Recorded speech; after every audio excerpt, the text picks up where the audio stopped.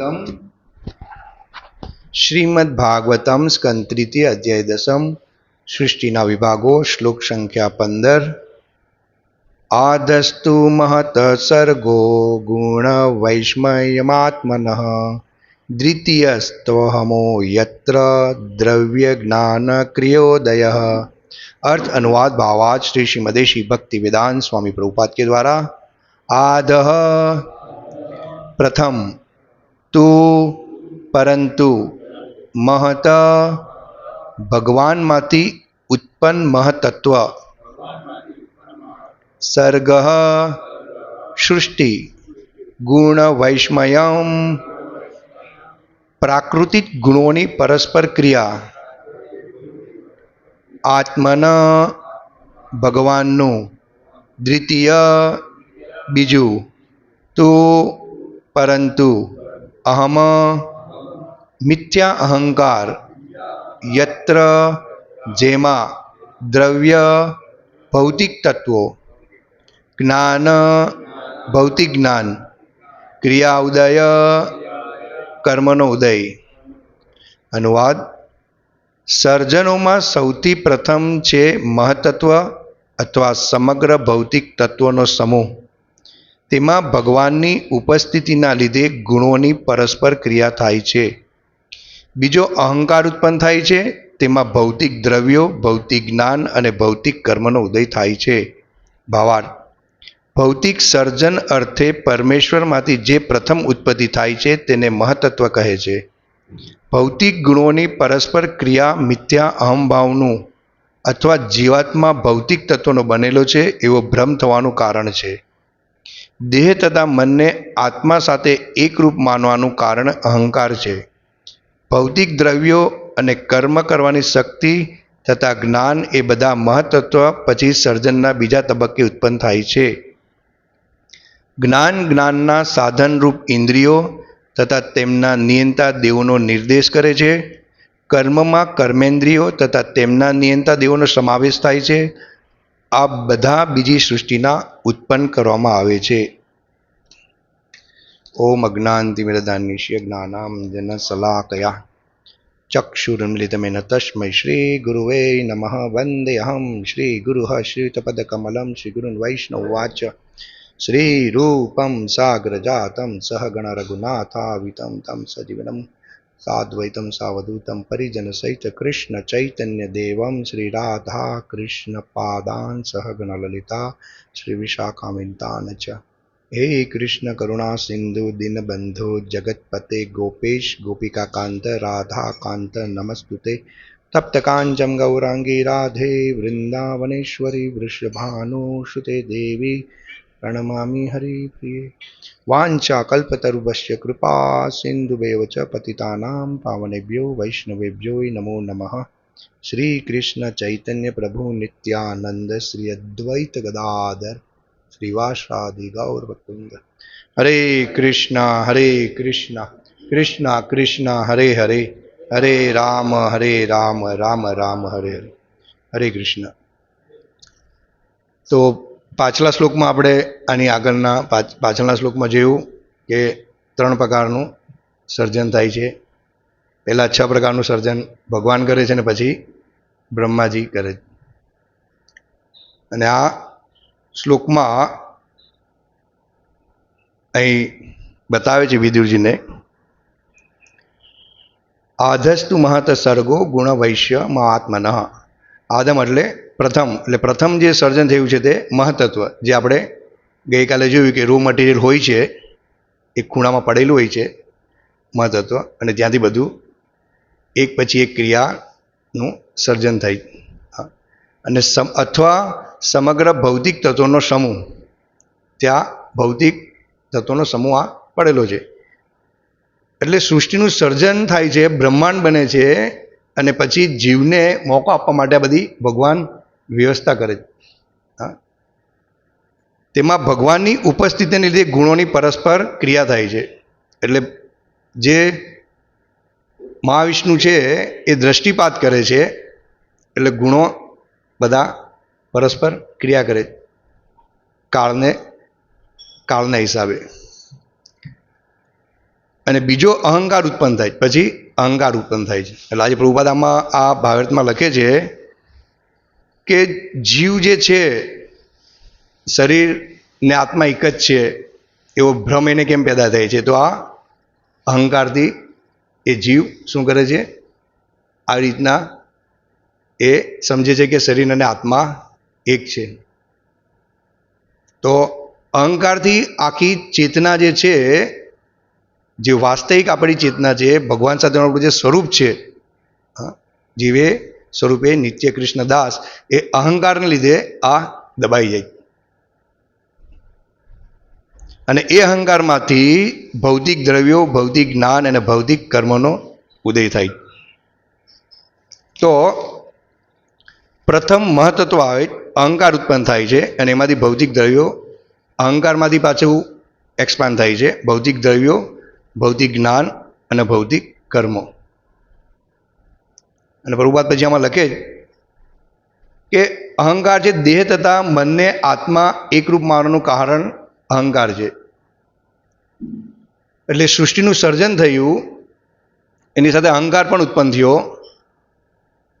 અને એની સાથે ભગવાને આ જ્ઞાન પણ વ્યાસદેવ દ્વારા આ બ્રહ્માંડમાં, આ જગતમાં પ્રસ્તુત કર્યું કે જીવ વાસ્તવિક સમજી શકે, કે આ બ્રહ્મમાંથી બહાર નીકળે અને કઈ રીતે જીવને આ મોકો આપવામાં આવે છે,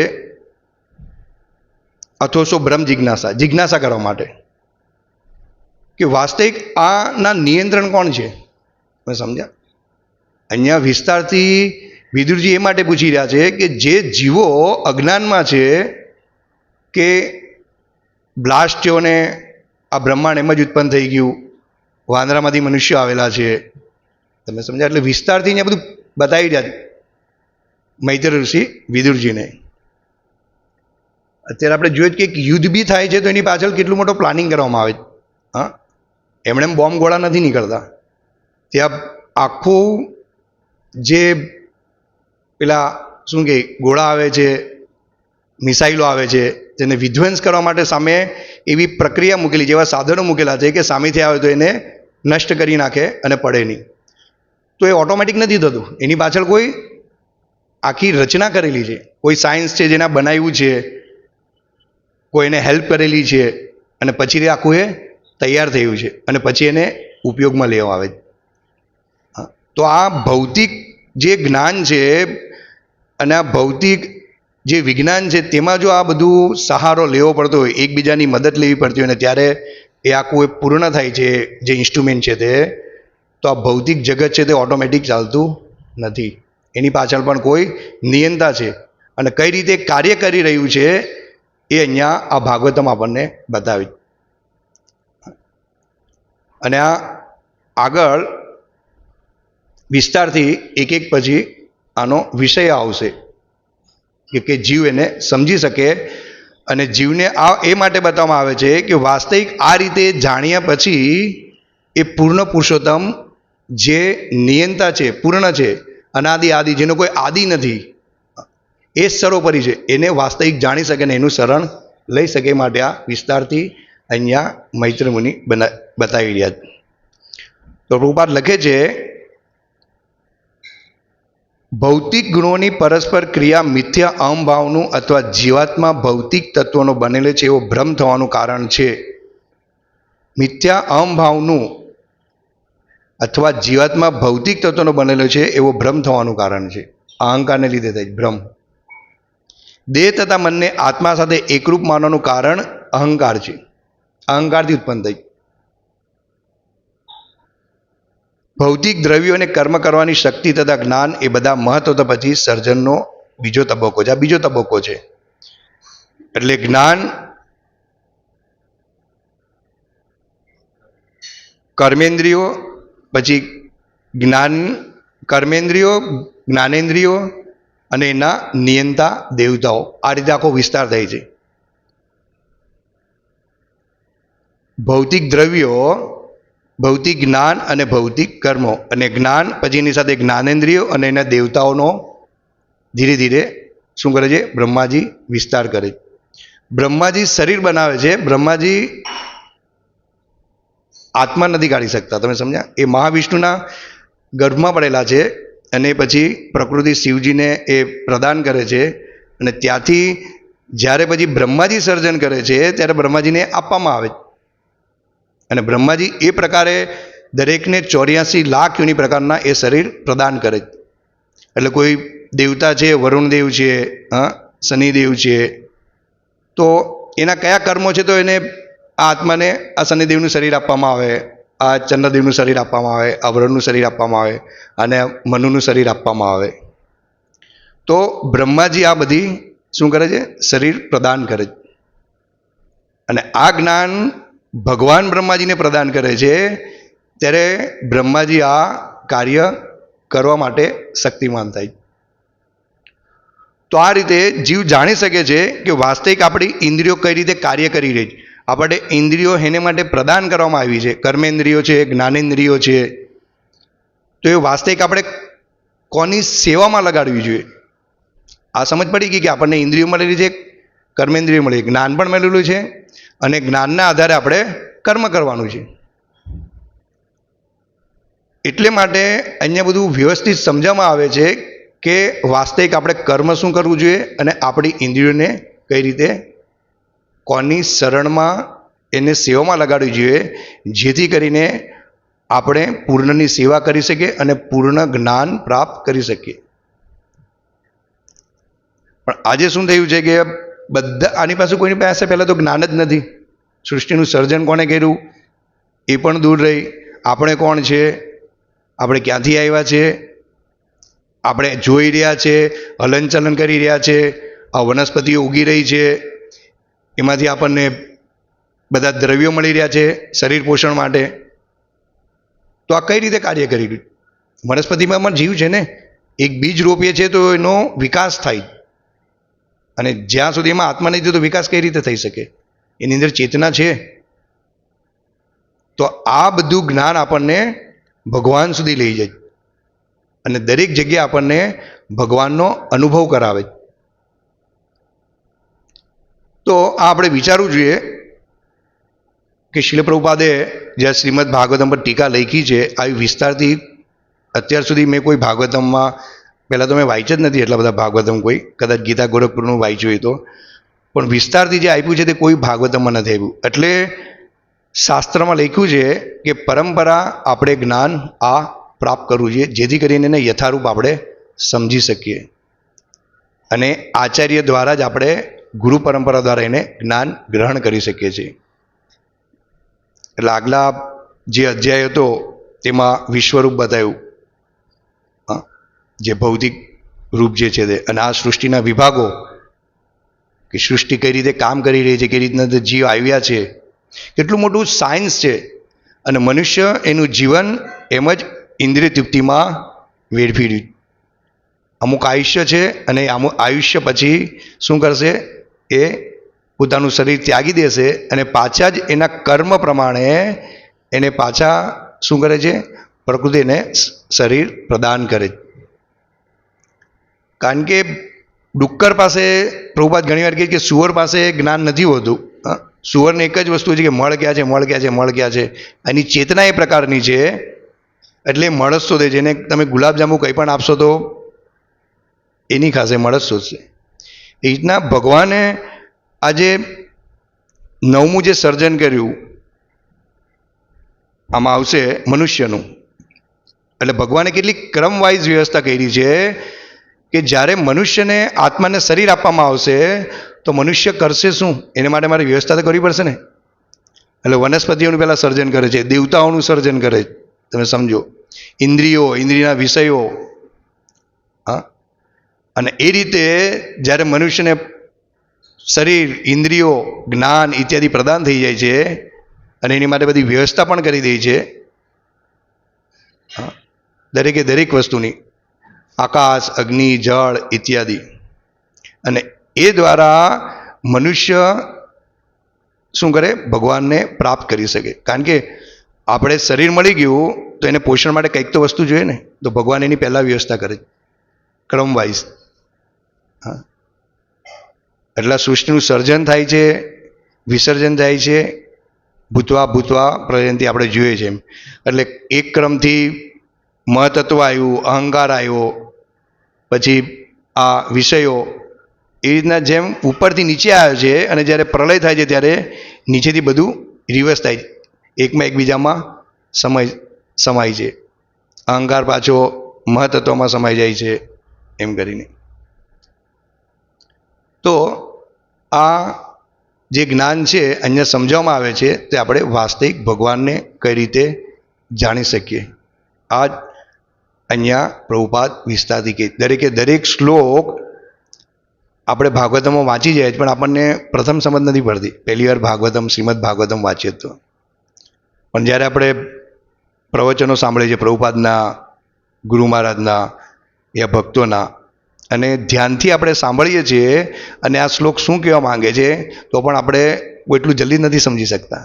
પણ 2-3 વાર એનું અધ્યયન કરીએ ત્યારે આપણે સમજીએ કે ભગવાન આમાં શું કહેવા માંગે જીવને, અને જીવ કઈ રીતે આને ગ્રહણ કરે છે એ જીવ પર ડિપેન્ડ કરે છે.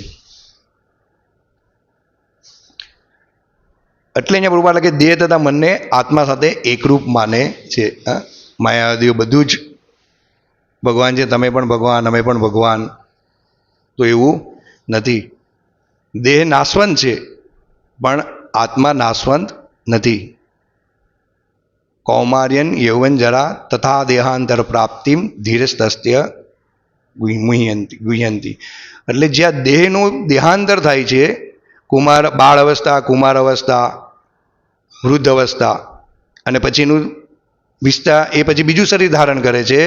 તો જે જ્ઞાની વ્યક્તિ છે, આ જે શાસ્ત્રનું જેની પાસે જ્ઞાન છે, કે સૃષ્ટિ કઈ રીતે બને છે, હું કઈ રીતે અહીંયા આવ્યો છું, અને હું વારા ઘડિયા શરીર બદલી રહ્યો છું, હું દેહ નથી પણ હું ભગવાનનો અંશ છું, અને એ રીતે હું કઈ રીતે જ્ઞાન પ્રાપ્ત કરું અને એવું હું કેવું કર્મ કરું ભગવાનને પ્રિયર્થે કે જેથી કરીને વાસ્તવિક મને એવું શરીર પ્રાપ્ત થાય કે હું ભગવાનના ધામમાં જાઉં અને વાસ્તવિક આ જન્મ મૃત્યુમાં ફસાવું નહીં. આ બધી પ્રક્રિયા છે. કાળ આ રીતે કાર્ય કરી રહ્યો. આપણે જોઈએ, આપણે પહેલાં કેવા દેખાતા, નાના હતા તો આપણે ફોટા આપણે જોઈએ છીએ. અત્યારે યાત્રાના પણ મથુરા બહુ ઘણીવાર ફોટા મૂકે, પ્રભુજીના મૂકેલા બ્રાહ્મણ દીક્ષિતના, આપણે કેવા દેખાતા હતા. અને અત્યારે આપણે કાળના પ્રભાવને હિસાબે શું કરે છે, મૃત્યુ તરફ આગળ વધીએ. પણ ભક્તોનું વાસ્તવિક મૃત્યુ રીતે નથી થતું. જેમ ઘણીવાર આપણે બિલાડીનું દર્શન આપે છે એના બચ્ચાનું, કે એના મુખમાં બિલાડી પોતાના બચ્ચાને લઈ જાય છે અને ઉંદરને લઈ જાય છે. તો બચ્ચાને આનંદ આવે છે પણ ઉંદરને ભય લાગે છે. તો આ રીતે ભક્તો મૃત્યુથી ડરતા નથી. એને ખબર છે કે આ શરીર છોડ્યા પછી મને બીજું શરીર પ્રાપ્ત થવાનું, અને જે પણ મને કંઈ દુઃખ આવે છે, કોઈ પણ વિઘ્ન આવે છે, એ મારા કર્મોના હિસાબે આવે છે. એટલે ભક્તે સ્વીકારી લે અને એ બધા કર્મોનું દુઃખ પણ જતું રહે. જે અહીંયા ભૌતિક જ્ઞાન, આ બધું અહંકારમાંથી ઉત્પન્ન થાય છે, ભૌતિક દ્રવ્યો, ભૌતિક કર્મનો ઉદય થાય. કેટલું ફર્સ્ટ ક્લાસ ભગવાને પ્લાનિંગ કર્યું છે, જીવને આ બધી વ્યવસ્થા પ્રદાન કરી છે કે જેથી કરીને જીવ વાસ્તવિક એનો સંબંધ જે ભૂલી ગયો છે તે પુનઃસ્થાપિત કરી શકે. પણ અહંકાર, અજ્ઞાન એટલો ખતરનાક છે. અહીંયા બતાવે છે કે એ દેહને આત્મા એક માને છે. તો અત્યારે આ જે ભૌતિક જગતમાં જીવો છે આપણે જોઈ રહ્યા, દરેક લોકો ઇન્દ્રિય તૃપ્તિમાં, દરેક આ જ્ઞાન તો બહુ ઓછા લોકો પાસે, બહુ એટલે કે બહુ ઓછા લોકો પાસે. અત્યારે totally news focus India Pakistan, India Pakistan, India Pakistan, India Pakistan. Krishna Ram, Krishna Ram, Krishna Ram કંઈ જ નથી, સમજ્યા. અને જ્યારે કંઈક પ્રોબ્લેમ આવે છે તો ભગવાન યાદ આવી જાય. ભક્તોમાં પણ એવું થાય ને કે ભાઈ આટલી બધી ભક્તિ કરીએ છીએ તો મને આ તકલીફ કેમ થઈ. એકવાર પર્વત તાટિયા પર એક પ્રભુજીનું દેહાંત થઈ ગયું હતું, એક્સિડન્ટમાં એવું કંઈક હતું, મને યાદ છે. તો માતાજીએ હરિદાસપુરને પૂછ્યું કે આટલી બધી ભક્તિ કરે તો આ રીતના એક્સિડન્ટ કેવી રીતના થયું. આ ભગવાનની ભક્તિ કંઈ કામ કરતી નથી. આ ભગવાન ધ્યાન નથી રાખતા. તમે કહે કે ભગવાન ભક્તોનું ધ્યાન રાખે છે, તો આ રીતના એક્સિડન્ટ થોડું થયું છે. એમ હરિદાસ પ્રભુજી સમજાવે છે કે તમે ઇનડાયરેક્ટલી ભગવાન પર પ્રહાર કરી રહ્યા એમ. એનું જેટલું આયુષ્ય છે, જેટલું કર્મ હતું, એ પ્રમાણે એનું જીવન વ્યતીત થયું. એને એવા કર્મ કર્યા હશે તો આ રીતનું થયું. પણ એને જે પણ થોડી ઘણી ભક્તિ કરી છે, સત્સંગમાં આવ્યા, પ્રસાદ લીધો, સંગ કર્યો, ડિસ્ટ્રીબ્યુશન કર્યું, હા, તો એ જે એની સાથે ગયું છે, તો એનો બીજો જન્મ કઈ રીતનો હશે તમે કેમ નથી વિચારતા? તમે એમ કહો છો કે ભગવાન જેવું કંઈ છે નહીં. તો વિચાર કરો કે ભક્ત પણ વિચલિત થઈ જાય. આવું જરાક દુઃખ આવે તો ભક્ત વિચલિત થઈ જાય. જરાક અહીંયા બધા જ કે દેહને આત્મા અલગ અલગ છે, એટલે એ જે બોડી ગઈ છે, તે બોડી પાછી બીજું નવી શરીર ધારણ કરવાનું.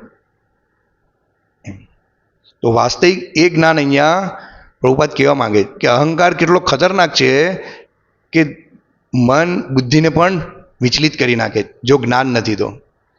ને આપણી પાસે તો શીલ પ્રભુપાદની કૃપાથી આ જ્ઞાન મળેલું છે, તો આપણે આનું રિયલાઇઝ કરી શકીએ. પણ જેની પાસે જ્ઞાન જ નથી તે રિયલાઇઝ શું કરવાના? આહાર નિંદ્રા ભયમય છે નચ સામાન્ય પશુભી નરણામ. આહાર અને ભય નિંદ્રામાં જ મનુષ્ય પડેલો. જેટલું ભાગવતમનું શ્રવણ નહીં કરશે, એટલું તો એના 15 દિવસમાં ઇન્ડિયા પાકિસ્તાનનું શ્રવણ કરી નાખ્યું હશે.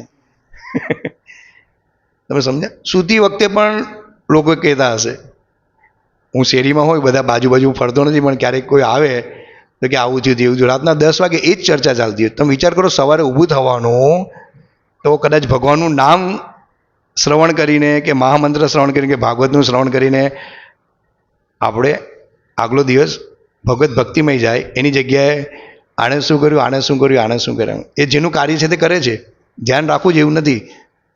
પણ તમે શીલ પ્રભુપાદ કહેતી કે દરેક લોકો ભક્ત બની જાય તો યુદ્ધની જરૂર જ નહીં પડે ને. શસ્ત્રો વસાય એ માટે કે તમને ડર છે કે આપણા પર કોઈ આક્રમણ કરશે. આ ભય, અને ભયથી ભગવાન આ રક્ષા કરે.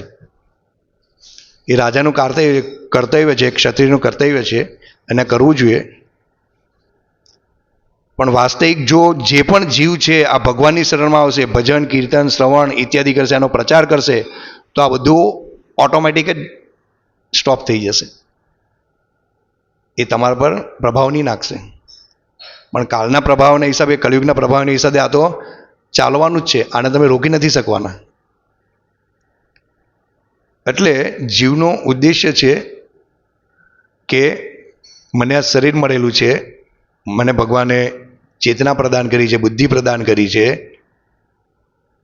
અને હું કઈ રીતે આ જીવન વ્યતીત કરી રહ્યો છું, અને અંતકાલે મને નારાયણ સ્મૃતિ નહીં થશે તો મારી શું હાલત થશે?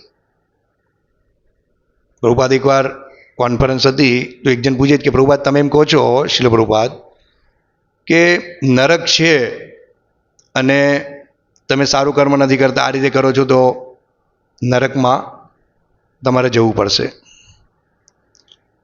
પણ નરક છે જ નહીં, તો અમે અહીંયા જે ઇન્દ્રિયતૃપ્તિ કરીએ છીએ, ભોગ, ઐશ્વર્ય, આ બધું કરીએ છીએ, હા, તો અમે તો એમ જ સમજશું ને કે ભાઈ નરક નથી તો સારું છે, અહીંયા અમે આ બધો ભોગ ઇત્યાદિ બધું કરી લીધું, અને ત્યાં જઈને પાછો પસ્તાવો થાય કે નરક જેવું તો કંઈ છે નહીં, એની કરતાં અમે ભોગ કરી લે તો સારું.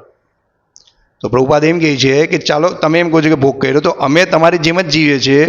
અમે કૃષ્ણને ભોગ લગાવીને ખાઈએ છીએ, અર્પણ કરીને ખાઈએ છીએ. અમારા ભક્તો છે તે ગ્રહસ્થમાં રહીને સર્વિસ પણ કરે છે, પણ એનો ઉદ્દેશ્ય છે કૃષ્ણને પ્રસન્ન કરવાનો, કે વાસ્તવિક ભગવાન છે, અને ભગવાન આ રીતે બધું અહીંયા વિસ્તાર કર્યો છે, આજે વિસ્તાર કરે છે તે રીતે. અને જો અમને કદાચ નરક નથી તો અમે એમ શું કે અમે સાદું જીવન જીવ્યા તો અમારું કોઈ નુકસાન નથી.